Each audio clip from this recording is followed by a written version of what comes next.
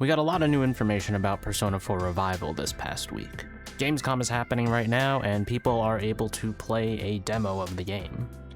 I think most notably, in the gameplay demos, you can see that the script has been entirely rewritten, likely retranslated from the Japanese version. It doesn't change the overall story, but there is a variance to how lines are delivered and how things are said. Panicking, are we? I thought you said this isn't true. Or maybe I just know everything inside your head. But why am I? Because I am you! You only came here because you thought it sounded like fun. I mean, what else is there to do in this shithole? But a world inside a TV? Now there's finally a thrill! That's the whole reason you're here, isn't it? Why so panicked? I thought I was just spouting bullshit. Or maybe I do know everything you're thinking. Why's that? Because I am you. You just came because you thought it sounded like a good time. What else is there to do out in this shithole? A world inside the TV. Now that's exciting. You didn't have a single other reason for coming here, did you? Ultimately, it's the same story using different wording, and that's not a bad thing. The main plot and all the story-related details seemingly remain the same. Wada has addressed people's worries about the changes in a few interviews, attempting to reassure people that there are no drastic changes to the cast's personality and character traits. He did say that overall, there will be some alterations to make things clearer.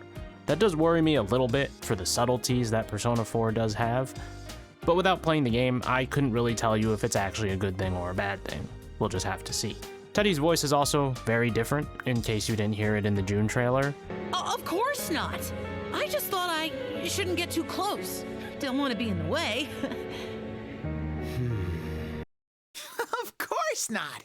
I mean, I can't stand too close, you know? I get in your way. Seems like that's bothering some people, but I think it's fitting since I've learned about how he was supposed to be versus how he is as a character and in the localization.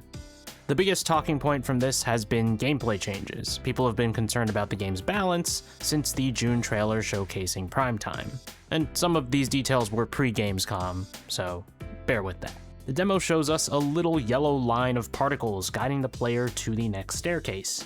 While we can debate the usage of yellow paint in video games, I'm not particularly a fan of this specific one, if it's forced on me. If I could turn it off, I have no complaints. Don't think it needs to get more complicated than that. There appears to be health and SP restoration from breaking certain objects within the dungeon, which, as far as I know, is new to P4, as the original game and Golden did not have breakable objects in the dungeons. Also, for some reason, health is blue and SP is green. Don't know why, but I guess. I comprehend. Inside battle, there have been some changes. It is important to note that the primetime gauge has been altered in the demo to charge much faster, likely to allow players a chance to see the new mechanics and use them often enough. Once activated, primetime appears to add some kind of reverb to the music, which makes it feel more theatrical? All right, now's our This chance. one's really strong. Be careful. Now then.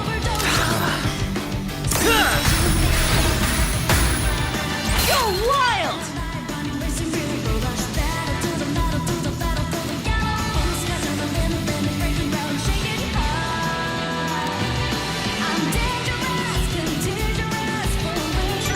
Maybe I'll.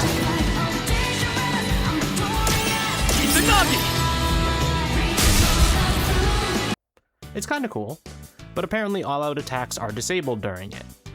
That means you can't use prime time to abuse that 4 more you immediately get to jump into an all-out attack, which is a interesting choice, and we'll have to see how that really works out. Additionally, in an interview, Wada said that bike follow-ups and unique pair follow-up attacks are no longer in the game.